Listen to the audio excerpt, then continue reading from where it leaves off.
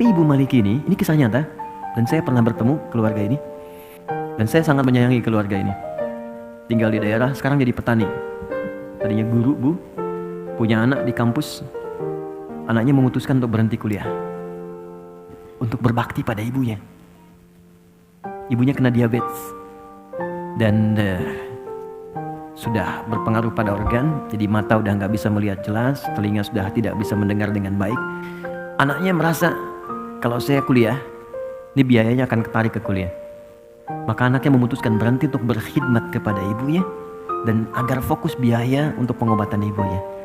Dan ia berpikir, ini ibu sudah melahirkan saya, mengandung saya, maka ini saatnya saya berbakti kepada orang tua. Di keluarga sangat soleh. Dan Masya Allah, ibu ini tidak pernah mendengar kajian sampai ke telinga beliau, kecuali pasti ingin minta diantar oleh suaminya datang. Ini ahli majlis taklim. Walaupun dalam keadaan sulit akan minta digendong. Pak tolong antarkan, Pak tolong antarkan. Antar pakai motor dan sebagainya. Tapi apa yang terjadi? Senin saya ditelepon, saya masih ingat dulu saya pulang dari Tripoli, ditelepon sore-sore. Tiba-tiba sembuh teman-teman. Jadi Masya Allah, dan dalam sembuhnya beliau datang ke kamarnya. Ini kisah nyata. Dia beliau dibuka lemarinya, terus cari pakaian paling bagus, dipakai oleh beliau, dandan gitu. Udah gitu masuk ke ruangan tengah, dipanggil anak-anaknya dengan suaminya. Pas sini, nak sini, datang gitu kan. Masih kaget, gak bisa tanya, kok bisa seketika gitu, sehat, sembuh, datang. Terus minta bikinkan susu katanya.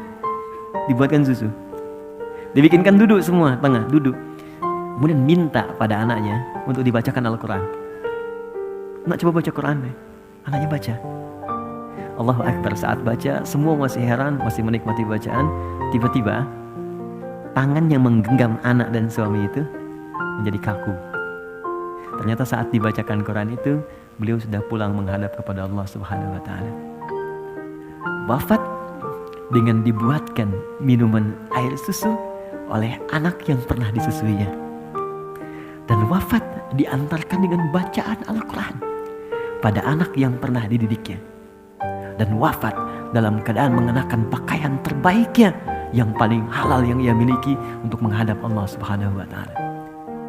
Karena itu Allah katakan, kamu kenakan pakaian paling bagus ketika berjumpa denganku. Karena itu mungkin saat terakhir engkau hidup di dunia menjadi hamba dariku.